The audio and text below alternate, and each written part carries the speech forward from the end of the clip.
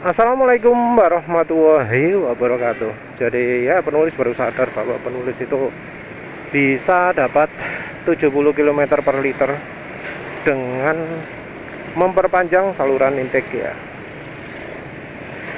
Untuk NMAX ini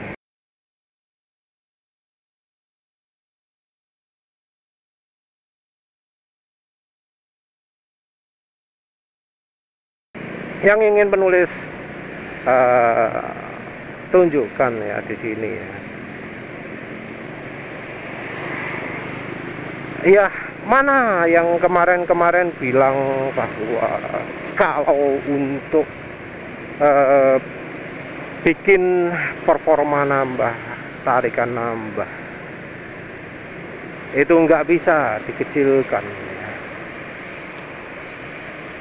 Mana yang ngomong apa jenengnya bodoh untuk memperkecil saluran intake, untuk menghambat saluran udara masuk. Ngengkelnya, maksanya kalau tenaga pingin nambah, kalau performa pingin nambah, lubang itu harus digedein. Wis ada porten polis gitu ya, mana gitu loh buktinya. Seringnya ngomong, oh kalau tim balap pasti dibesarkan, oh kalau tim balap pasti dibuat longgar, dibuat plong, macam-macam gitu ya.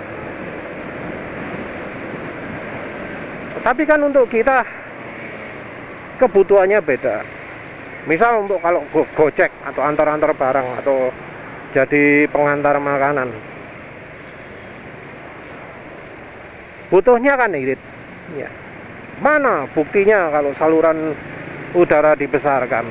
Kalau misalnya pakai knalpot racing, pakai filter Velg, itu bisa bikin kendaraan makin bertenaga, makin irit ya. Mana buktinya? Nggak ada buktinya. Penulis secara ya beberapa kali lah melakukan uji, seperti misalnya sebelumnya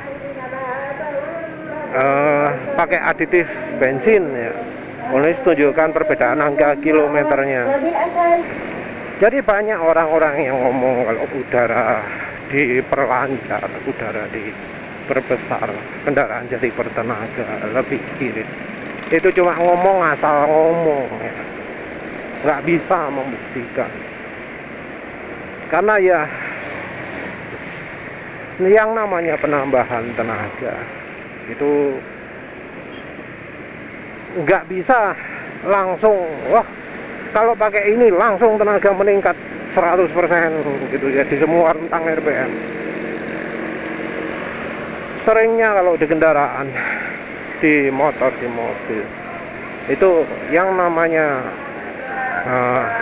modifikasi, terutama yang berhubungan dengan saluran masuk, saluran keluar, dengan pasokan bahan bakar, itu mengorbankan akselerasi di kecepatan tertentu untuk bisa mendapatkan akselerasi lebih baik di kecepatan tertentu. Trade off. Sama kayak mainan roller. Roller itu akan ya entah mengurangi atau meningkatkan akselerasi ya di RPM atas atau bawah. Kadang juga mengorbankan top speed. Harusnya uji yang seperti itu kan pakai dyno. Tapi orang mengandalkan feeling. Nah, feeling ini bisa ketipu. Misal kalau mesin menderu lebih kuat, dipikir tarikan lebih enak, padahal ya nggak mesti. Kayak motor penulis gini, penulis feelingnya pakai sentakan. Kenapa dari sentakan? Karena dari sentakan itu akan lebih reliable, lebih mirip dengan yang kondisi sebenarnya. Walau kadang juga penulis masih bisa salah prediksi. Tahu salah prediksi, ya dengan diuji beneran 0-100. Sayangnya penulis apa ya, sering lupa terus ya. Untuk membedakan akselerasinya, misalnya dari kecepatan 40 ke 60 dengan 60 ke 100 gitu ya. Padahal ya penting juga, karena ya bisa jadi dari 40 ke 60 nya lebih pelan kalau pakai ini gitu. Ya yang paling mudah itu ya tetap pakai mileage indikator ya. Jadi kalau ada kilometer per liternya di dashboard, itu dimanfaatkan untuk menguji kemampuan atau performa maksimal dari kendaraan. Cari jalan yang mulus ya, mulus terus, minim hambatan, terus coba jalan di kecepatan konstan. Reset ECU reset mileage indikator displaynya. Teruskan jalan, lihat dapat angka berapa. Ulangi sampai beberapa kali untuk biar yakin.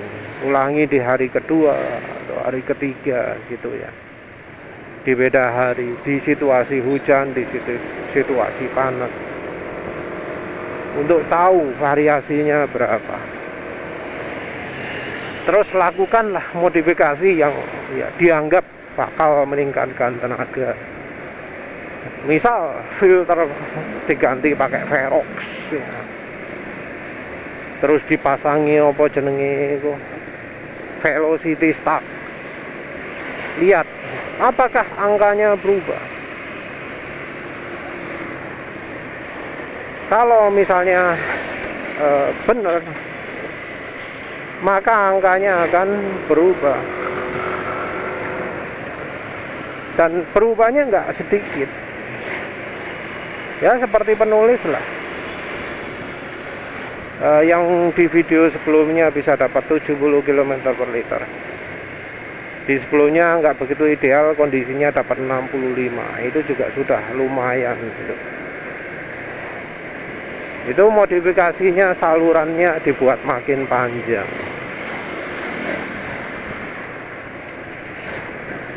Padahal saluran dibuat makin panjang, tapi makin irit. Nah itu gimana itu? Yang teori-teori udara harus makin pelong itu gimana? Kalau pipanya pakai pendek, dapatnya cuma 63-an gitu, maksimal itu. Kan uji beberapa kali kan. Kalau pakai panjang bisa dapat 70. Nah itu penjelasannya gimana itu?